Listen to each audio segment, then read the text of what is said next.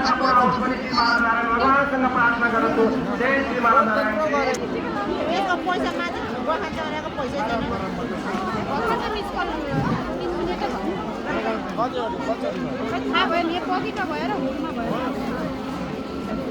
अनि दादाले उहाँ त्यति होइन जानै पाउँदैन नि त हिजो भनिराखेको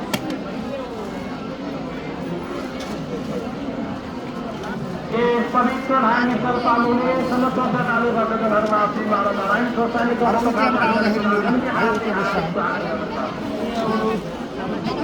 सहरी हाटहरू बढिरहेका छन्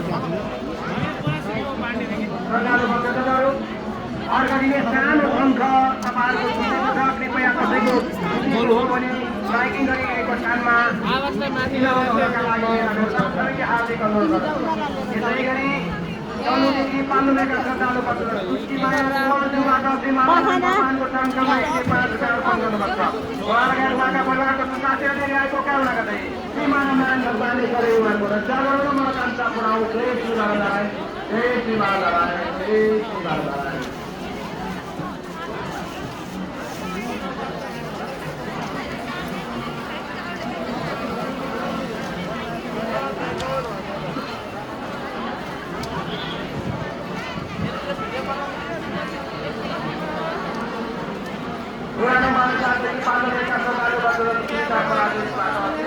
भगवानको तन्त्रमा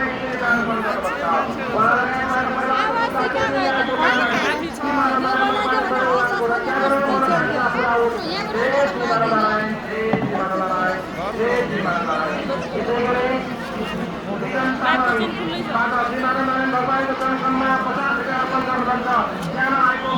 पुऱ्याओस् असल मान्छे बनोस् धेरै गर्न सकोस् जय श्री महानारायण जय श्री महानारायण जय श्री महानारायण कालखाको निवासी श्रद्धालु भक्तजन सुरेन्द्र मल्ल एवं सपरिवारबाट श्री महानारायण भगवानको तन्त्रमा 1011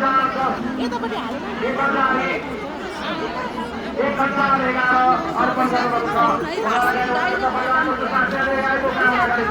भगवानले रक्षा गरोस् मनोकांक्षा पुऱ्याओस् जय श्री महानारायण जय श्री महानारायण जय श्री महानारायण जय श्री महानारायण श्रद्धालु भक्तजनहरू भिड हाल परिरहेको छ कृपया श्रद्धालुहरूलाई पानी ल्याउनुभएको छ भने कृपया लाइन बसेर पाल्नु होला भिडभाड नगरिदिनु होला श्रद्धालुलाई पाल्नुभएका श्रद्धालु भक्तजन यसै गरी भक्तपुर निवासी श्रद्धालु भक्तजन राम गोविन्द पवन उहाँको जन्मदिन 16 गते रहेको छ जन्मदिनको उपलक्ष्यमा उहाँको दीर्घायु सुस्वास्थ्य र कामना गर्दै श्री महानारायण भगवानले सदैव उहाँहरूको रक्षा गरून् कल्याण गरून् मनोकांक्षा पुऱ्याओस् भनी श्री महानारायण भगवानको तर्फमा 1111 रुपियाँ अर्पण गर्नुभएको छ उहाँलाई उहाँका परिवारको सुस्वास्थ्य दीर्घायुको कामना गरी श्री महानारायण रक्षा गरून् कल्याण आमकोटेकी पाल्नुभएका श्रद्धालु भक्तजनले श्री महानारायण भगवानको चरणमा 505 रुपियाँ अर्पण गर्नुपर्छ कामना गर्दै सदैव श्री महानारायण भगवानले उहाँको रक्षा गरोस् मनोकांक्षा पुरा गरोस् जय श्री महानारायण जय श्री महानारायण यसै गरी जिमिनीकी पाल्नुभएका श्रद्धालु भक्तजन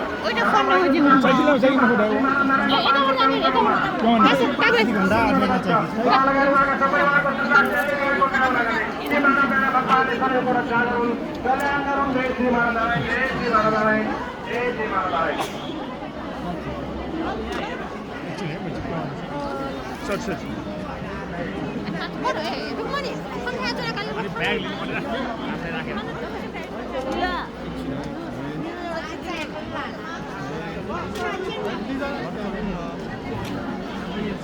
प्रसाद अलिक माग्नु कहाँ माग्ने